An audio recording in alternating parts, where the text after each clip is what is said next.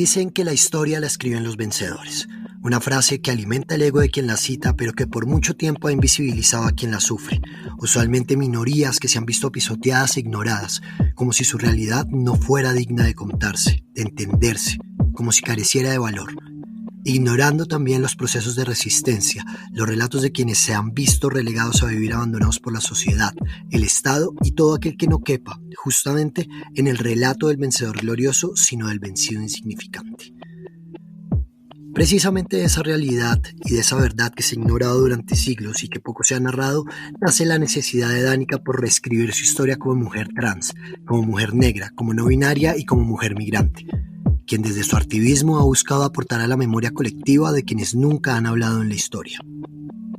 Hoy, en Sudacas, Lo Más Bello, una de las protagonistas claves en el aún emergente trap colombiano. Mi nombre es Sebastián Narváez y junto a Danica les damos la bienvenida a este episodio de Sudacas, un podcast sobre la vida y la música, con el apoyo de 070.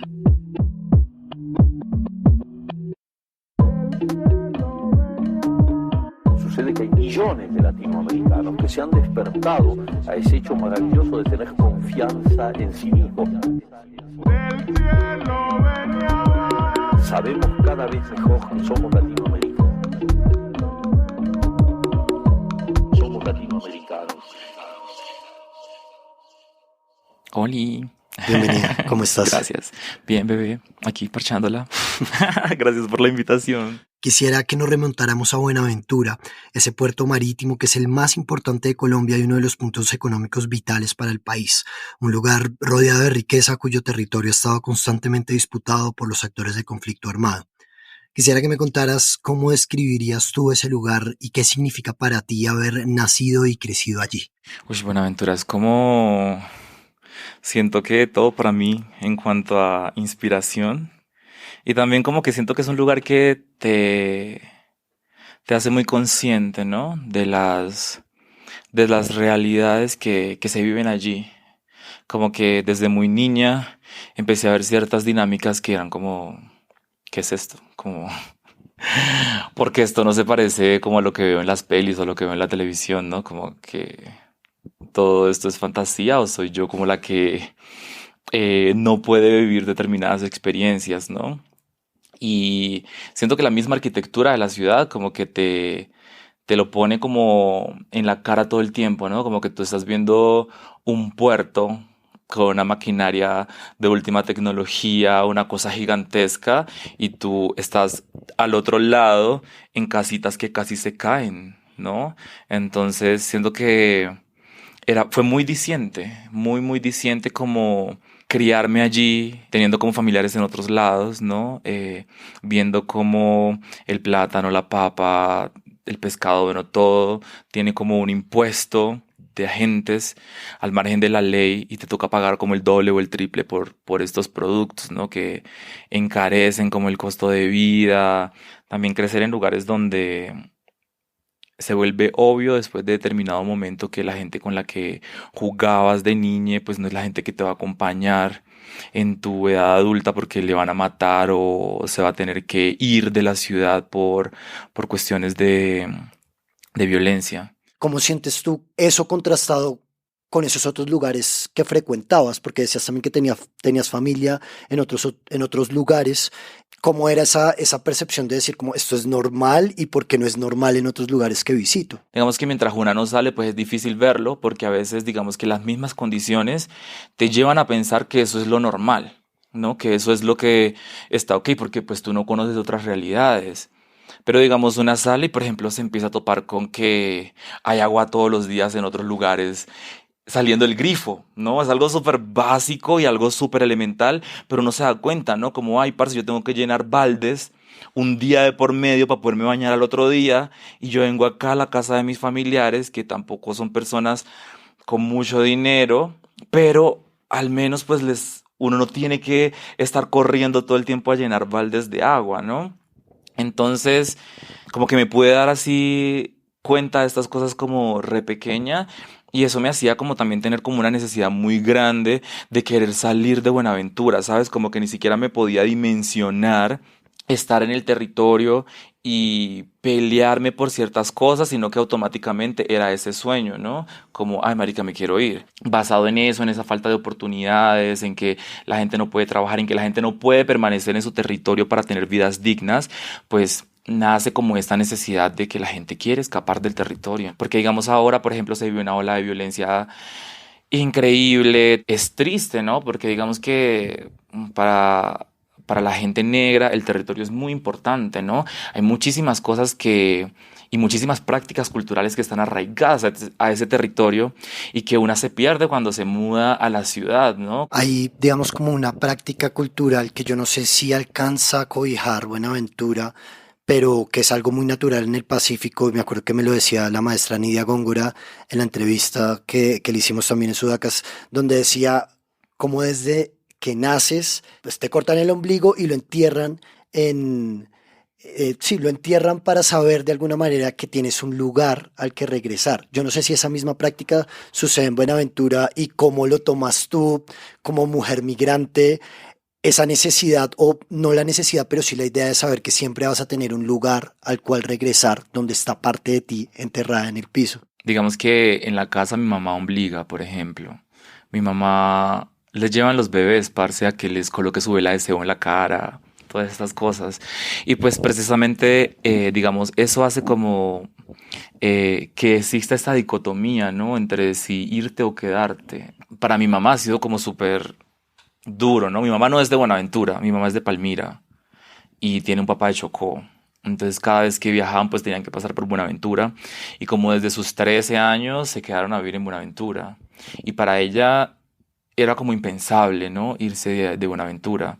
Era algo que ella me decía muchísimo cuando yo decidí irme, por ejemplo. Era como, no, ¿por qué? O sea, Buenaventura lo es todo. Y ahora como verla como una persona que todo el tiempo me está diciendo como me quiero ir, me quiero ir, me quiero ir, es como que me parte el corazón, ¿sabes? Saber como que se pierde como ese ombligo, ese anclaje a la tierra, ¿no? Como que sabes que vas a estar por fuera mucho tiempo.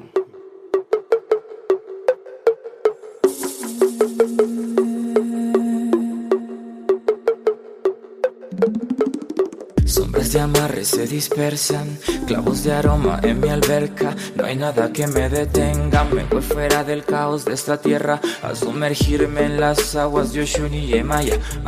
Como Marsha P. Johnson, flores adornan mi cabeza. Soy reina por encima de lo terrenal, transmutación de conciencia. Fluye mi energía como corriente de río y mar.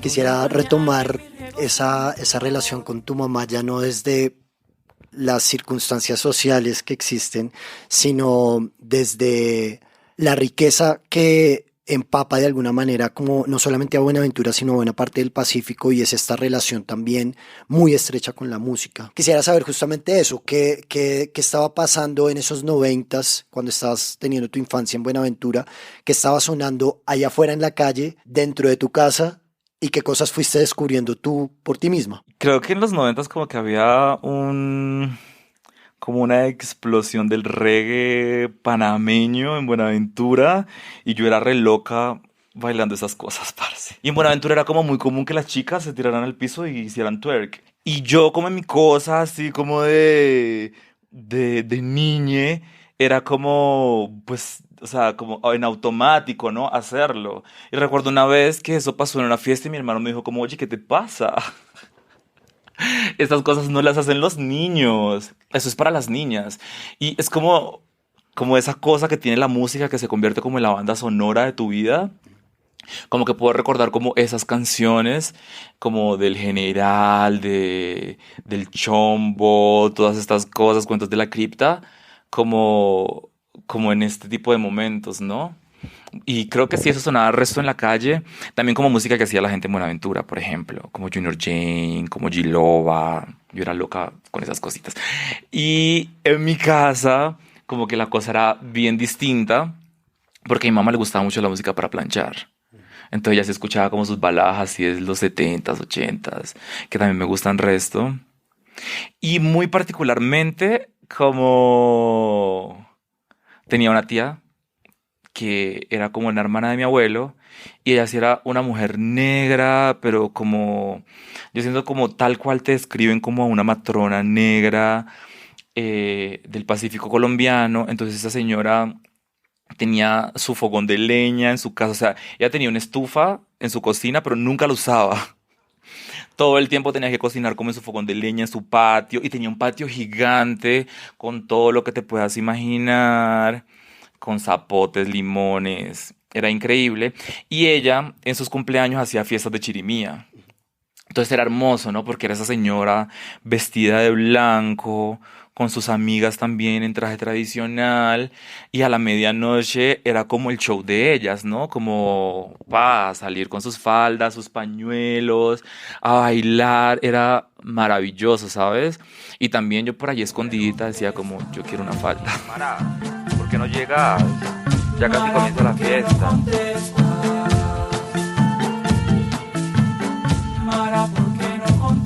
Nadie sabe, nadie supo.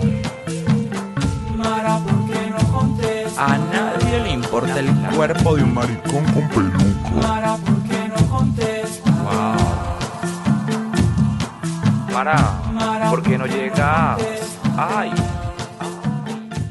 Yo me acuerdo y justamente iba a llegar a eso porque hay una anécdota que cuentas en el perfil que hizo Daniela Trujillo para ti en Cartel Urbano, en el proyecto de Reexistencia, donde cuentas justamente ver cantadoras dándolo todo y tu tía haciendo esos shows de cumpleaños con chirimía y viendo sus faldas y pensando que tú las querías usar. Y tú dices en ese momento, y lo voy a citar, también recuerdo una marica que hacía drag en la calle y su casa era de solo mujeres, cerraban la cuadra y bailaban, tenían un número musical en el que se vestía de novia con una ropa divina por dentro. Era algo increíble para mí porque era ese mismo vecino que veía todos los días vestido de hombre. Verlo era inspirador, era algo que yo quería hacer.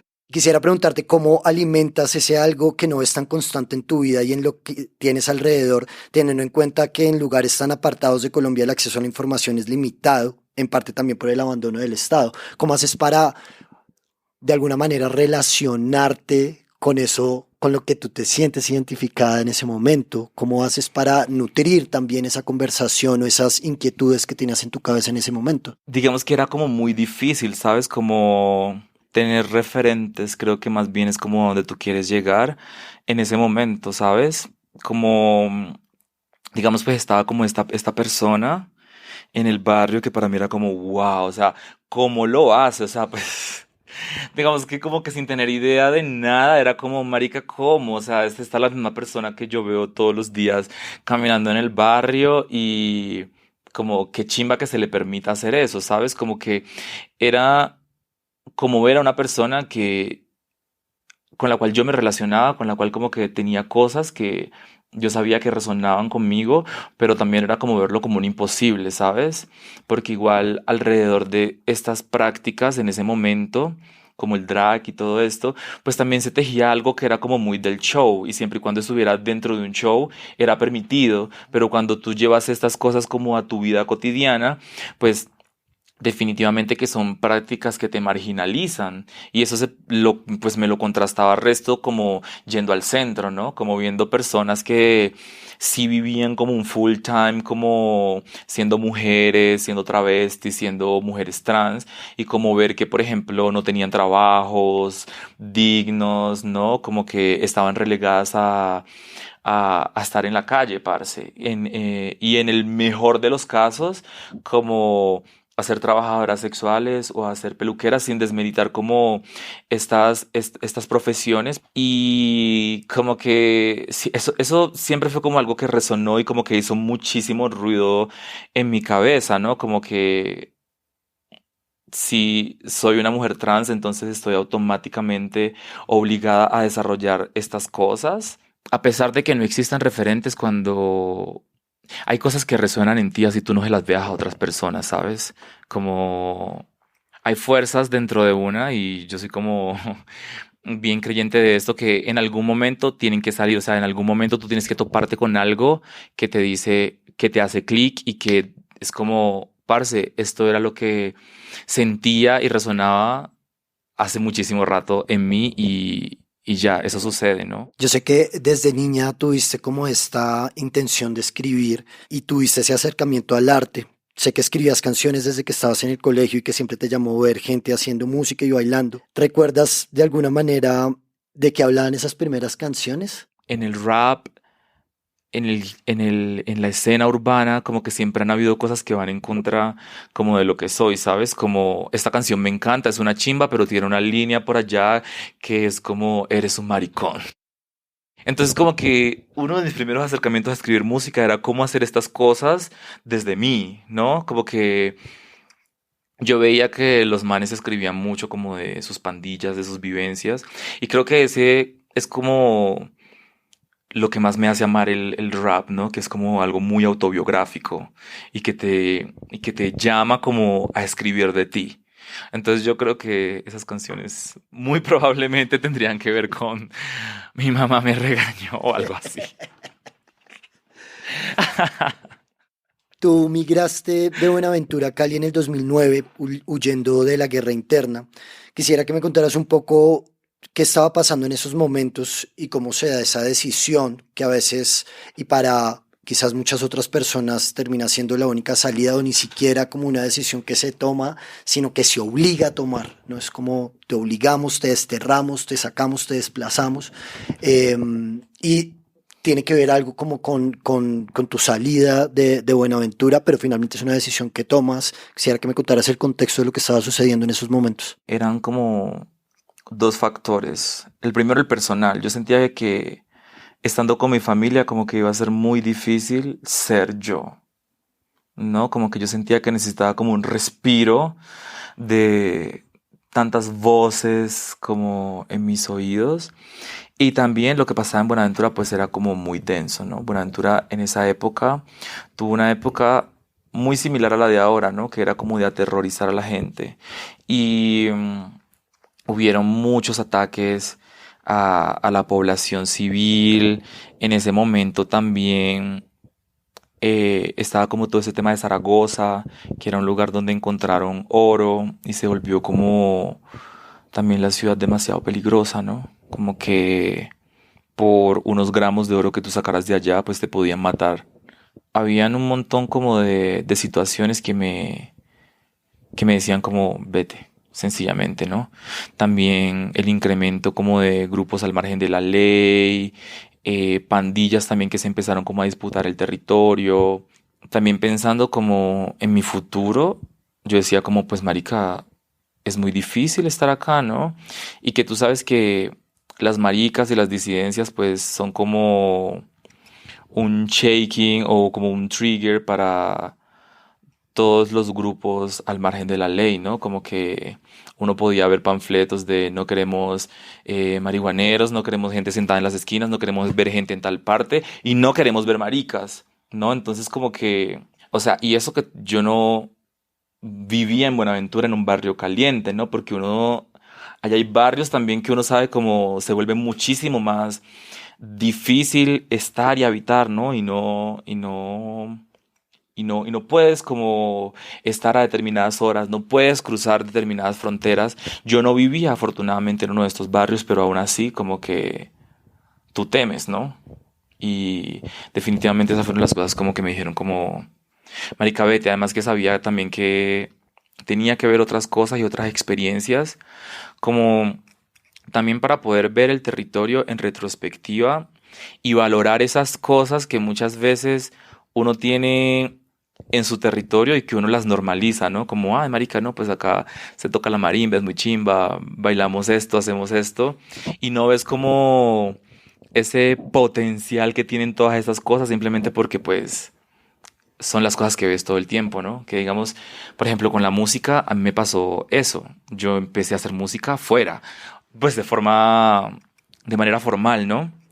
Porque como que siempre me había gustado la escritura creativa y siempre había tenido como acercamientos al arte, hice cursos así como diseño de modas y estas cosas, pero como que empecé a desarrollar estas cosas muy basadas en lo que es Buenaventura, en lo que es la cultura de allá, una vez estando fuera, porque descubro como todo ese potencial pues que hay ahí.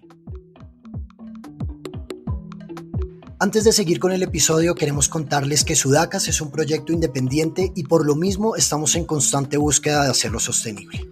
Probablemente les extrañe encontrar uno que otro anuncio al inicio o al final del episodio, y esto es parte de una plataforma de monetización y una de las pocas herramientas para los creadores de contenidos que nos permite generar algo de ganancia. Si desean apoyarnos, consideren unirse desde nuestro programa de membresías en Patreon, donde ofrecemos algunas recompensas a cambio de su aporte.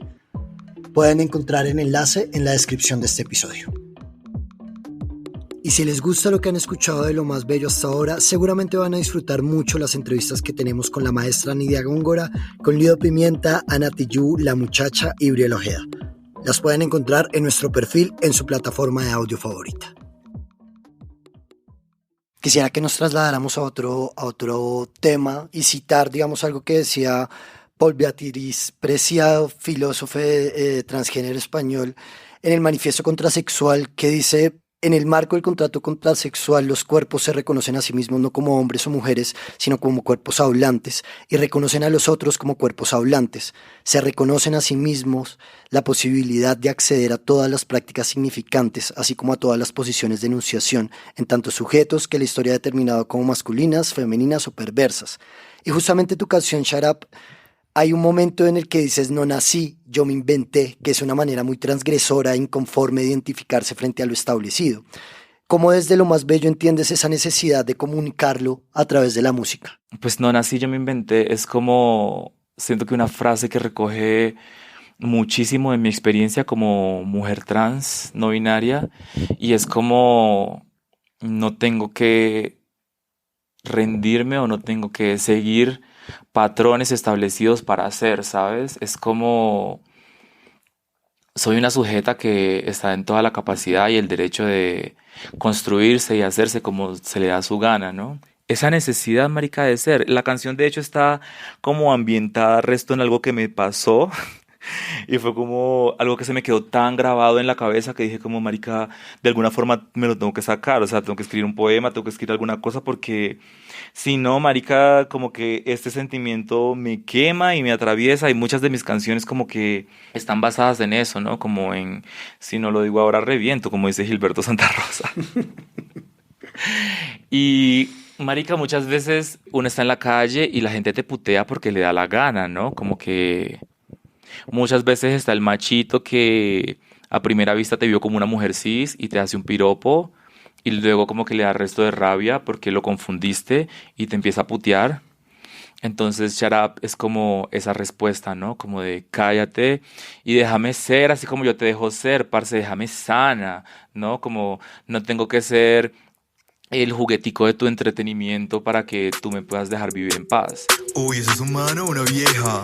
Por si ahora los manes se visten de mujer, las mujeres se visten de hombre, ¿a dónde vamos a llegar? ¿A vos qué te importa? Deja vivir. Shut up, loca, hold up, suerte, back up, loca, fuck up, tu lazy. Shut up, loca, hold up, suerte, back up, loca, fuck up, tu lazy. Shut up, loca, hold up, suerte, back up, loca, fuck up, tu lazy. Soy quien decido ser, soy quien decido ser. Que si hombre o mujer, goddamn, bicho. Intenta descifrarme, no soy tu acertijo. Tu traditional mode, yo reglas no sigo. Si me bajas el vestido, te muestro el pito. Todas las calles son mis red carpets.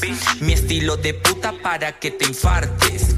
Bien caripelada, bitch, no te desgastes. Maquillaje con highlighter, don't forget the lashes. Ready pa' los flashes, soy la Hay otra frase que quisiera rescatar, que dice Joaquel Druyard, que es activista afrodescendiente de República Dominicana, y que dice que la venganza de nosotras es ser bonitas, ¿no? Algo que representa tu proyecto como Lo Más Bello, y quisiera ahondar en esa frase y verla quizás como ese motor que alimenta tu discurso, como desde la música, pero también desde tu puesta en escena, la ropa que usas en tus videos, termina siendo también reflejo de esa venganza, pongámoslo en comillas, pero que también como que trasciende y transgrede como todo lo que hay de ahí para adelante y que configura la figura finalmente de lo que es Danica y de lo que es Lo Más Bello. Sí, marica, de hecho me parece como rechimba que la hayas traído como colación, porque digamos, Lo Más Bello como nombre nace de esa frase, ¿sabes? Nace de ese poema. Es como, dice como la negrita es bonita, la indígena es bonita, las mestizas somos bonitas, la marica es bonita.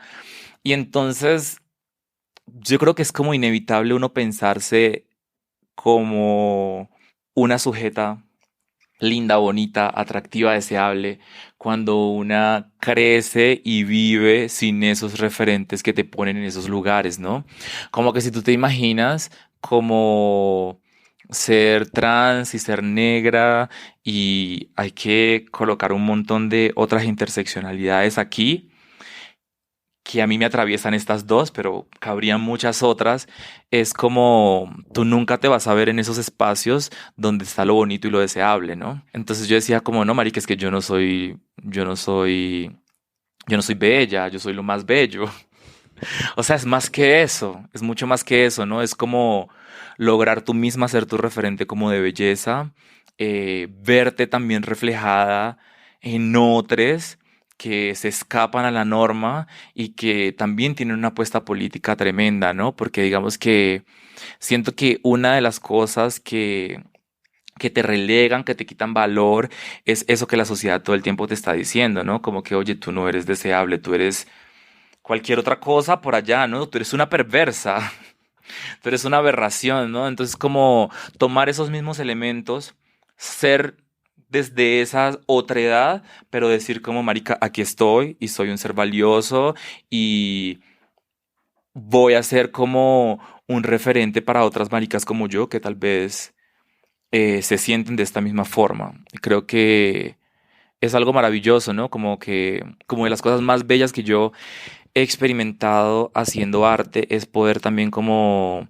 encontrarme con otras personas similares o con experiencias de vida que están atravesadas por interseccionalidades similares a las mías, ¿no? Como con otras artistas que también están hablando de estos temas, ¿no? Como la Johann Mijail, que es una marica negra, escritora de República Dominicana, como con otras parceras, ¿no? Como Luna La Verde, por ejemplo, que es también una artista que hace performance y que escribe poesía de acá de Bogotá.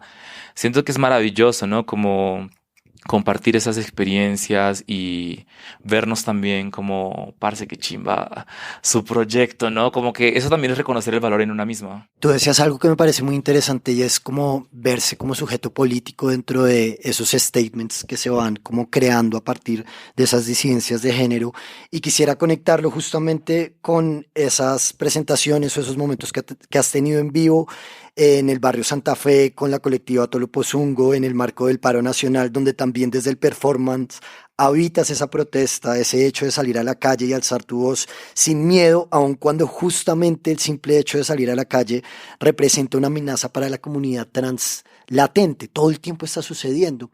¿Cómo configuras tú esa percepción quizás como de ese sujeto político que además alza su voz en protesta en esos espacios que justamente son tan amenazantes para la vida de una persona trans, y desde donde el statement se hace más fuerte? O sea, si salir para la calle es ya una amenaza, igual lo voy a hacer, y desde el performance, porque también tiene que ver como lo que tenías vestido en esas lo que tenías como vestido en esas presentaciones, termina siendo justamente como esa voz de protesta en frente a eso. Quisiera que nos remontáramos a esos momentos y que me dijeras un poco hacia dónde iba también esa necesidad de alzar tu voz ahí. Bueno, yo creo que como que no es sin miedo, sino más bien es a pesar del miedo, ¿sabes? Pues a mí el miedo no me abandona, ¿sabes? Es difícil reconocérselo, me ha sido difícil reconocérmelo, pero siento que no es sin miedo, sino más bien a pesar del miedo, porque hay momentos muy, muy densos, ¿no? Como digamos, todo esto que sucedía como en el marco de los paros, donde uno todo el tiempo estaba como que, no, marica, que mataron a la trans de allá, que mataron a la hermana de acá, que mataron al hermano en no sé dónde. Como que todas estas cosas te hacen ruido, ¿no? Y el miedo se vuelve como una sensación inevitable. Pero siento que es de allí de donde nacen como esa fuerza y esas juntanzas como para decir, oiga, marica, esto no está bien, eso tiene que parar. Y de una u otra forma lo que queríamos con Tolopozungo era como sentar un precedente, ¿no? De que el cuidado, que es como donde nos disfrazan como la justificación de por qué tiene que haber una policía y esto, se puede ejercer de unas formas mucho más sanas y de formas que no violenten a las comunidades, ¿no? porque nosotros pues identificábamos que como uno de los principales problemas que había como con la policía es que la policía no conoce las comunidades que supuestamente intenta cuidar, ¿no? No conoce cuáles son las dinámicas del barrio, no están ahí, ¿no? Y entonces por eso terminan como dándose todas estas situaciones de violencia. Entonces nosotras proponíamos el cuidado comunitario, ¿no? Como que si el cuidado es lo que te preocupa, sé tú misma la que se ocupa, ¿no? Era como una de las arengas nuestras. Y digamos que ya en la parte como de imagen y de vestuario, pues nosotras decíamos como, marica, las putas estamos cuidando el barrio desde nuestros trajecitos, ¿no? Como que yo una vez hice un freestyle y decía como nos paramos duro en trajecitos diminutos, ¿no? Como que esto también es una coraza para nosotras, ¿no? Esto también es lo que nos representa, esto también es lo que nos arraiga al territorio. Y esto también merece ser parte de la historia, ¿no? No porque vayamos a hacer un performance que no está en el barrio, entonces nos tenemos que disfrazar y ser otras personas, ¿no? Precisamente es llevar y elevar esa figura de la puta, de la trabajadora sexual a... Marica, también somos seres que nos estamos pensando un mejor país, ¿no? Que en tu revolución tú también incluyas a las maricas, ¿no? Porque otra cosa que veíamos en las marchas y todo esto era que muchas arengas como que iban en contra de nosotras, ¿no? Como que tú sales a apoyar un paro que tiene como unas connotaciones de afectación del país y que todo el mundo está súper indignado, pero todo el mundo te dice el que no salte es policía o maricón, o sea, ¿qué mierda es esta, no? ¿Cómo te puedes tú imaginar un mejor país si estás igual marginalizando gente, ¿no? Desde las arengas, Desde tu lenguaje, estás ya diciendo, esta gente no la queremos acá, ¿no? Esta gente es indeseable. Entonces nosotras nos paramos desde nuestras individualidades, desde nuestras caracterizaciones, ¿no? Desde nuestro vestuario, desde nuestro lenguaje, a ir en contra de ese lenguaje que es opresor para nosotras, ¿no? Que nos oprime todo el tiempo desde una arenga, ¿no? Que tú puedes decir, no, marica, pues simplemente una arenga, pero esa arenga es el reflejo de lo que tú tienes en tu cabeza, ¿no? Hay una canción que se llama Vivas, que es una especie de manifiesto donde hablas de ese hecho, de que la experiencia de vida de una persona trans es de 35 años, una cifra que además siento te confronta con un afán de vivir en constante amenaza. De alguna manera te configura como con un afán de vivir y de hacer y de dejar huella antes de los 35, o cómo lo has sentido tú en ese momento, o si viendo el reflejo de eso. Sí, como que siento que he hecho el resto de terapia conmigo misma, como en dejar de vivir en el afán, porque como que me estaba confrontando con ansiedades y con cosas como muy densas, pero eso es lo lindo de poder poner estas cosas como en canciones, en palabras, en arte, ¿sabes? Porque lo puedes reflexionar y te puedes sanar a través de lo que tú misma te estás contando. En ese momento que nació como esa canción, yo estaba viviendo como un proceso de ansiedad súper fuerte. Como que fue precisamente como por estos días, ¿no? Que habían matado a Alejandra Monocuco por negligencia, porque era una mujer trans que vivía con VIH y estaba la ola pues de COVID y simplemente no la quisieron atender. Habían matado como a un parcero trans en Quindío, ¿no? Y habían pasado un montón de cosas que yo decía, marica, o sea, tengo la muerte respirándome acá, ¿sabes? Y me vi como envuelta en un montón de situaciones donde yo estaba simplemente actuando desde mi ansiedad, ¿sabes? Y en el momento en que creo esta canción, pues no era claro para mí. Esto yo te lo puedo decir ahora. En ese momento no, en ese momento simplemente estaba haciendo una máquina que estaba yendo como a ese ritmo en el que la sociedad quería que yo estuviese, ¿no? Como me voy a morir, quién sabe mañana o algo me va a pasar y tengo que hacer esto ya.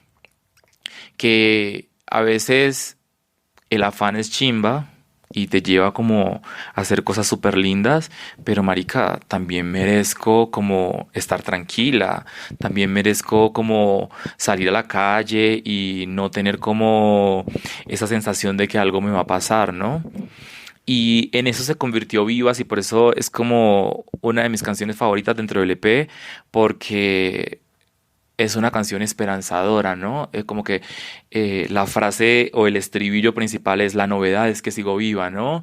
Y cuando digo sigo viva es que seguimos vivas a pesar de todo lo que nos pasa, de todas las situaciones violentas y todas las situaciones que nos oprimen como mujeres trans, como disidentes de género, como personas afro, como mujeres negras, como mujeres indígenas. Seguimos creando, seguimos juntándonos con otras para, para sobrevivir, ¿no? Y por eso para mí también era como muy importante en la realización de este video que la gente que estuviera participando de esto en su mayoría fuera gente trans, ¿no? Que no solamente se quedara como en algo de voy a hacer una canción que me está sanando, sino también vamos a invitar a que otra gente se sane a través de eso, que se dignifique su vida de alguna forma a través de la realización de este proyecto.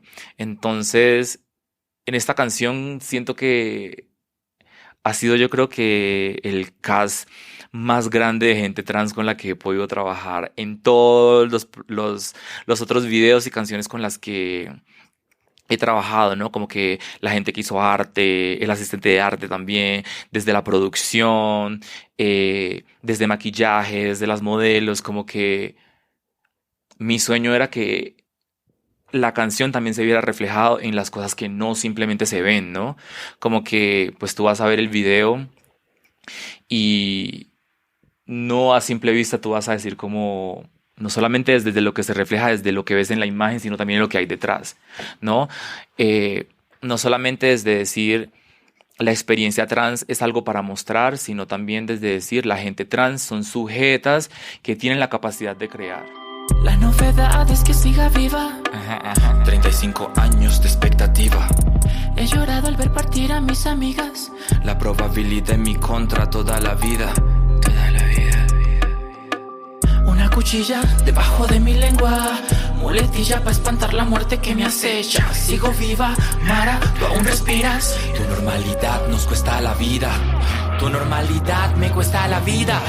Tu normalidad nos cuesta la vida. Y la novedad es que sigo viva. Seguimos vivas. Has dicho que tus armas de lucha contra las opresiones han sido el activismo y el arte, pensados también desde ese proceso que hablabas ahorita de la sanación personal, pero además parte de la reescritura de esas comunidades que no han sido contadas, y a partir de esto tu música resulta siendo al mismo tiempo un aporte a la memoria colectiva de esas comunidades ignoradas en la historia. ¿Cómo asumes esa responsabilidad de narrar todas estas minorías que confluyen en ti, el hecho de ser mujer, negra, trans y de territorio? Creo que una de las cosas más importantes que he hecho es como zafarme de que es una responsabilidad. Porque siento que eso me pondría como en casillas, ¿no? En qué cosas puedo contar y qué cosas debería contar y cómo debería ser. Siento que más bien en mi caso ha sido como un proceso honesto de contar cosas que me atraviesan. Simplemente es eso, ¿no? Para la gente negra la memoria oral pues ha sido como algo muy importante, ¿no? Y siento que heredé eso. Heredé como esa necesidad de contar cosas y de hablar y a veces como ser esa persona que hay que decirle como, oiga, cállese ya. Stop.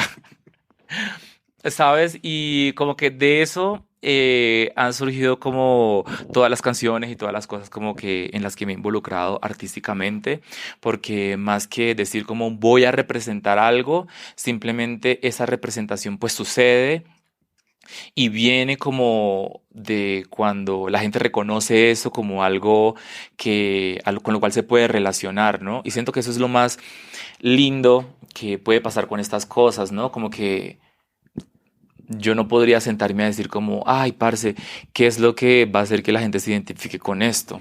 ¿No? Sino que más bien es un proceso o es el resultado de algo que está por contar, ¿no? Digamos que cuando dice Shut Up o QBK, como que ni siquiera me imaginé que la gente se iba a relacionar con estas cosas, ¿no? Simplemente pasó. Simplemente hubieron situaciones de mi vida que me llevaron a hacer estas canciones.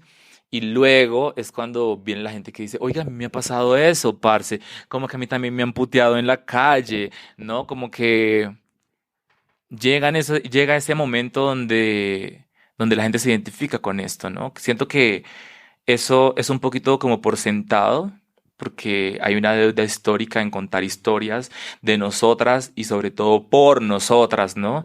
Porque siento que lo poco que se dice de la gente trans negra, es como por gente que observa, ¿no? Como por gente que se hace ideas de lo que es esto. Y no desde nosotras mismas. Y no porque nosotras no lo hagamos, sino porque nuestras historias no han tenido la oportunidad de estar en esos lugares mainstream o estar en plataformas, o estar en algunos lugares, ¿no? Porque, o sea, tú te puedes quedar aterrado de la cantidad de gente que hay en el Santa Fe que hace escrituras creativas, que maricas trans, personas que hacen como escultura, que trabajan arte, ¿no? Nosotras, de hecho, tenemos una experiencia con el libro Calle Flamingo, Antología Marica, que fue una experiencia súper linda donde se llevó literatura a las putas, a la gente del barrio, y marica, uno se queda aterradísimo de ver la cantidad de textos que salen de gente que nunca se pensó escribiendo, ¿sabes? Entonces eso ya es muy diciente, ¿no? Y no es necesario como, siento yo, como tener esa bandera de, voy a representar algo, sino que eso simplemente va a suceder si el trabajo sale de lugares auténticos, si viene como desde tu corazón, si viene como desde tus experiencias.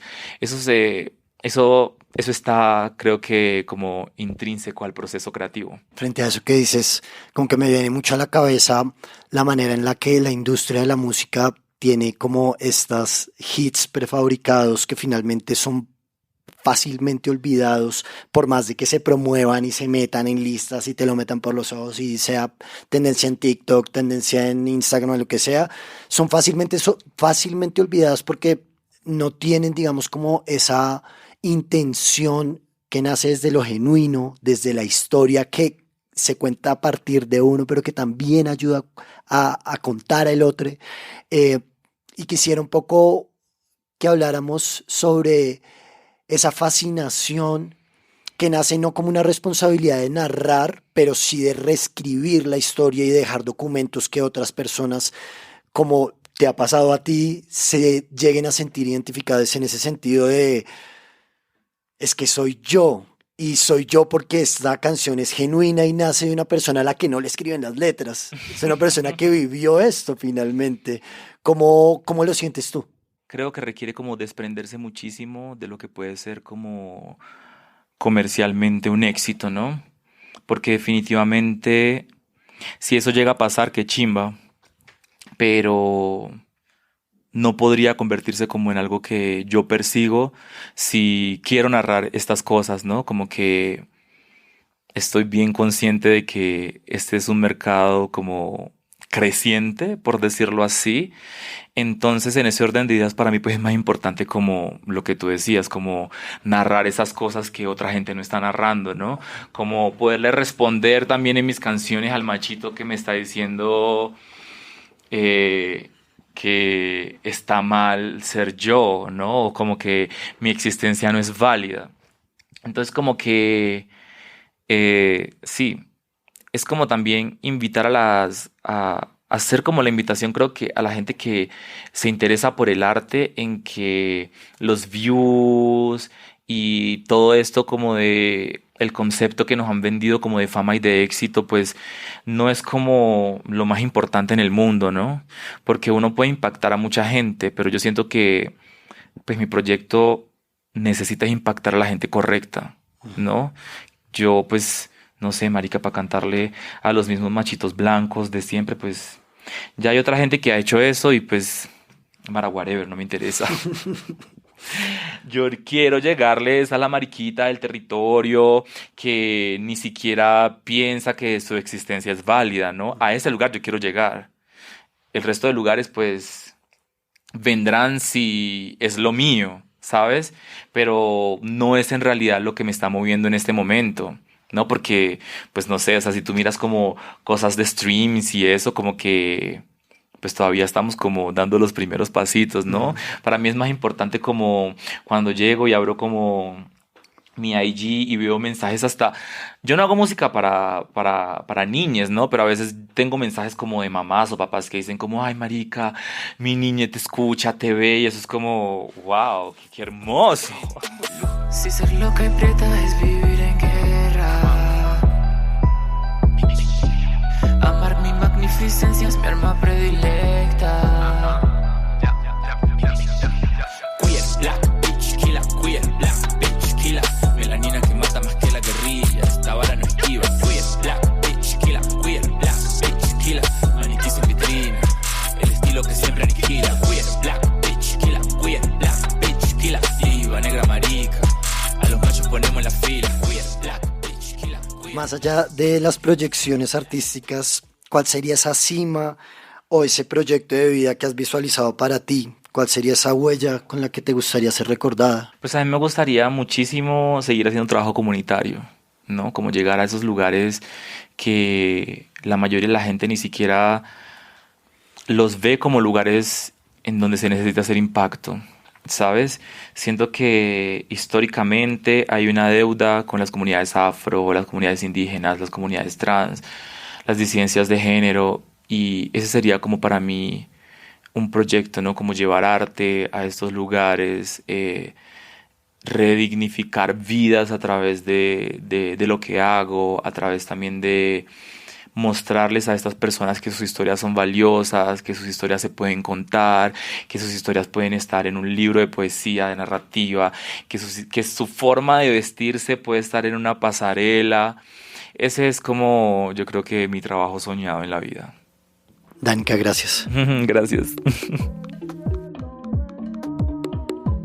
Sudacas es posible gracias al apoyo de 070, a Goldie Levy en la dirección y postproducción, a Eduardo Santos en redes sociales y a Simona en el diseño de las portadas. También es posible gracias a Nidia Herrera, Nicolás Medina, Liliana Maya, Patricia Galindo, Germán Beltrán, Ricardo González, Carolina Navarrete, Felipe Narváez y Mariana Santos, nuestros mecenas en Patreon que con sus aportes ayudan a que este podcast sea posible. Consideren unirse a la red de Sudacas en Patreon, el link está en la descripción de este episodio.